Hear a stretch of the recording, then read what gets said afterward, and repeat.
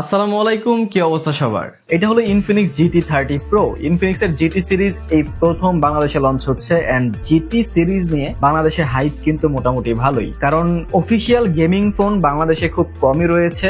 আর এরকম gaming centric phone যখন আপনারা 40,000 টাকার আশেপাশে পাবেন তখন আপনাদের কাছে ব্যাপারটা অনেক ভালো লাগবে। GT সিরিজ অলরেডি ইন্ডিয়াতে অনেক পপুলার এন্ড তারা ওয়ার্ল্ডের অনেক জায়গাতেই GT সিরিজ লঞ্চ করেছে, কিন্তু বাংলাদেশে এই প্রথম। এন্ড বাংলাদেশের জন্য তারা প্রথম যেই ফোনটা লঞ্চ করতে যাচ্ছে সেইটা কিন্তু কাইন্ড অফ বেটার ডিল বলা যায় যদি তারা 40,000 টাকার আশেপাশে ফোনটাকে লঞ্চ করে। বিকজ অফ এই ফোনটাতে আপনারা প্রথমত একটা সুন্দর ব্যাগ ডিজাইন পাচ্ছেন, যেখানে আপনারা RGBও পেয়ে যাচ্ছেন। সো এটা গেমিং ভাইব কিন্তু ফোনটাকে দেখলেই ফিল হয় যে হ্যাঁ এখানে গেমিং এর কিছু একটা রয়েছে। তাছাড়া আপনার রাইট সাইডে যদি দেখেন, রাইট সাইডের উপরে দুই পাশে প্রেসার সেন্সিটিভ বাটন রয়েছে, যার কারণে আপনারা এই দুটাকে ট্রিগার বাটন হিসেবে ইউজ করতে পারবেন।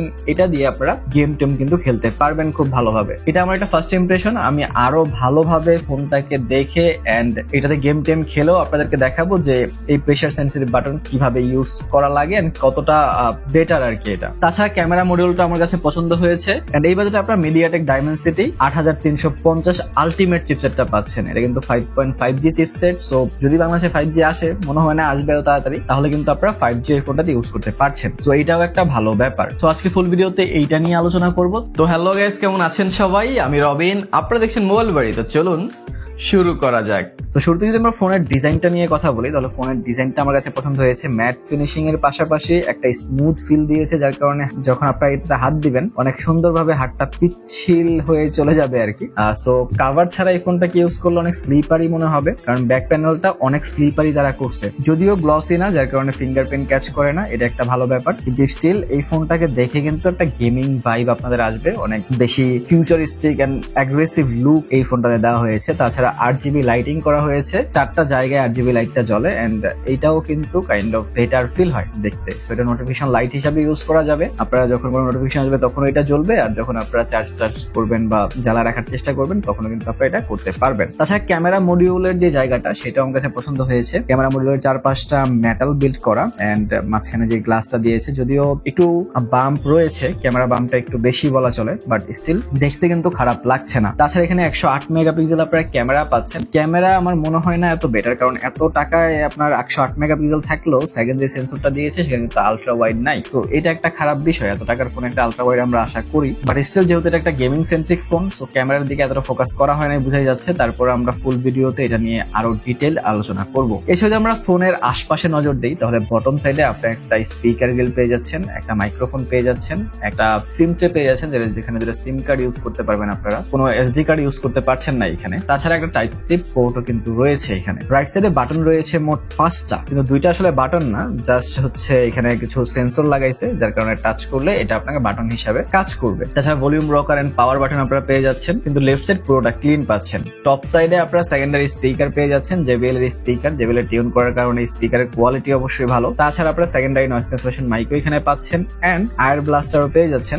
Xiaomi পর ইনফিনিক্সকে আমি দেখছি যারা হচ্ছে আয়ার ব্লাস্টার দিচ্ছে ফোনে। নরমালি অনেক ফোনেই কিন্তু আয়ার ব্লাস্টার আমরা এখন দেখি না। এছাড়া ডিসপ্লে সেকশনে যদি আমরা আসি, তাহলে 6.78 ইঞ্চি একটি অ্যামোলেড ডিসপ্লে পেয়ে যাচ্ছেন, 144 হার্টজ এর refresh rate, 1600 nits pick brightness এর সাথে আসছে, কর্নিং গরিলা গ্লাস 7i দেওয়া প্রোটেকশনে। সো এটাও একটা ভালো ব্যাপার, যার কারণে ফোন হাত থেকে পড়ে গেলেও মোটামুটি সেফ কিন্তু থাকবে আপনাদের ফোনটা। তাছাড়া ফোনটাতে IP64 রয়েছে, যার কারণে আপনাদের হালকা পাতলা পানি টানি যদি পড়ে সমস্যা হবে না, কিন্তু ডিরেক্টলি পানিতে ডুবাইয়া রাখেন না, সেক্ষেত্রে পানি ঢুকলে কিন্তু ওয়ারেন্টি আপনারা পাবেন না। তাছাড়া ফোনটাতে আপনারা মিডিয়াটেক ডাইমেনসিটি 8350 আলটিমেট চিপসেট পাচ্ছেন ভাই। এই বাজেটে যদি 40-45 হাজার টাকায় আসে, তাহলে এই বাজেটে কিন্তু চিপসেটটা অফিসিয়াল ফোন হিসাবে অনেক ভালো। বিকজ অফ প্রায় 1 মিলিয়নের মানে 10 লাখের উপরে অন্তত স্কোর এটা। সো এটা যদি আপনার স্ন্যাপড্রাগনের সাথে কম্পিট করতে চান, দেখা যায় আপনারা স্ন্যাপড্রাগন 8+ Gen 1 এর সাথে কম্পিট করতে পারেন। ইভেন অনেকটাই কিন্তু স্ন্যাপড্রাগন 8 Gen 2 এর কাছাকাছি বলা যায়। 1-2 লাখ হয়তো অন্তত স্কোরে ফারাক থাকবে। কিন্তু যদি ডিরেক্ট কম্পিটিটর চিন্তা করেন, তাহলে 8+ Gen 1 এন্ড এইটা অনেক বড় একটা ব্যাপার। গেমিং টেমিং করে তো উড়াই ফেলতে পারবেন, এন্ড এটার সাথে যে কুলার দিবে তারা, যদি আপনারা প্রি বুক করেন তাইলে হচ্ছে আপনারা গেমিং সেশন অনেক বড় করতে পারবেন। সো এটা একটা ভালো ব্যাপার কিন্তু। তো প্রসেসর আমার কাছে ভালো লেগেছে, তারপরেও আমি ফুল রিভিউতে গেমিং এক্সপিরিয়েন্স কিভাবে কতক্ষণ খেললে কতক্ষণ গরম হয় এই সবকিছু নিয়ে একটা ভিডিও আসবে আপনাদের জন্য। তাছাড়া ফোনটাতে আপনার 8 জিবি র্যাম পাচ্ছেন, 256 জিবি রোম পাচ্ছেন। এটা যদি ব্যাটারি সেকশনে আসে তাহলে এখানে আপনারা 5500 mAh এর ব্যাটারি পাচ্ছেন। সো আই হোপ আপনারা সবকিছু বুঝতে পেরেছেন। ফার্স্ট ইমপ্রেশন ভিডিওতে আমার মনে হয় এর চেয়ে বেশি কিছু আলোচনা করা ঠিক হবে না, তারপরে যতটুকু আলোচনা করেছি আই হোপ আপনাদের ভালো লেগেছে। আর যদি এটা ফুল রিভিউ দেখতে চান তাহলে এই চ্যানেলটা সাবস্ক্রাইব করে দেন। এছাড়াও যদি আপনারা চান যে না আমি এত বাজেট নাই, তাহলে ইনফিনিক্স নোট 50 প্রো যেটা 32,000 টাকা দাম, সেটারও একটা ক্রেজি রিভিউ আমার চ্যানেলে আছে। আর সেই ভিডিওটা দেখতে চাইলে এইখানে ক্লিক করতে পারেন। ভালো সুস্থ থাকেন, ভিডিওটা ভালো লাইক কমেন্ট শেয়ার সাবস্ক্রাইব করে দিয়েন। দেখা হবে পরের ভিডিওতে। টিল দেন, আল্লাহ হাফেজ।